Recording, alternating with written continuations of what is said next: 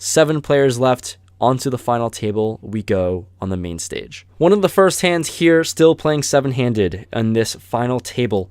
There's a button open to 9,500 and I pick up Jack 10 offsuit in the big blind. Here it's an easy defend and call, so I stick it in there and we're off to a flop, which comes Ace Queen 8 rainbow. I check it over to this player and he bets out 10,000. With a double gutter here, I am happily going to put in a raise and try to commit my stack in here, as gotta start check raising and bluffing with some hands, and with a 2-way straight draw, I think it's a good spot to do it. So I check raise to 25,000, and for 15,000 more, he makes the call with a pretty big stack. Come on, we gotta hit this one. The turn is the 3 of diamonds. Nope. Not what we're looking for, but I still think I have to continue bluffing, and when I have to bet here in this spot, I don't have much behind, and it's going to be an all-in.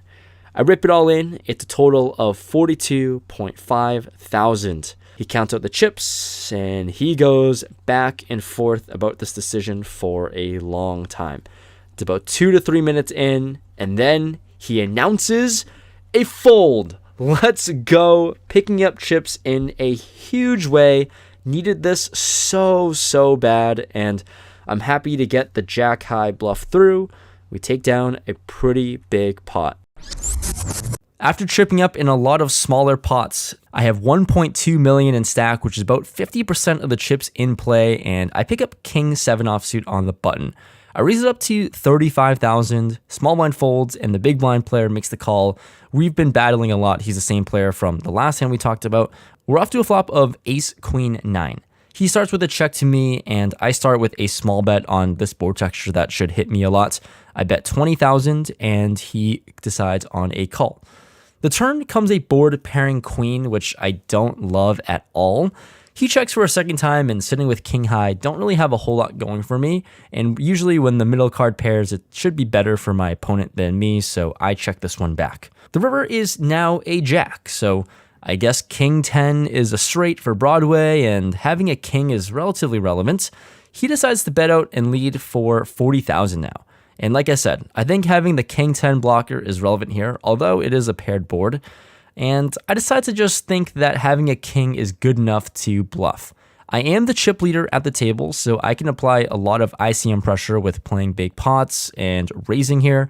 And I think if I raise, I put one pair of aces into a tough spot, I put a pair of jacks into a tough spot that was betting for value. I go for it. I'm never thinking I'm going to get a queen to fold, but I raise to 155,000. And this is quite a spot for my opponent because he thinks about this decision forever. While he's thinking, real time, I'm just staring at the ace of hearts on the board. Have to say that this card is embedded into my memory forever because when your opponent is thinking for so long, I just try to be as still as possible, not give off any tells, and I just usually pick one card of the board and stare at it forever. Ultimately, he ends up saying he's making a really big laydown and says he folded a queen. No way. I talked about this hand after with his opponent, and he tells me he folded queen 5. So, got away with murder with this raise. You know, the plan was to just fold out some aces or one pair holdings, but to fold out trips, whew, I guess my king 10 blocker worked because I get to get away with a big pot here.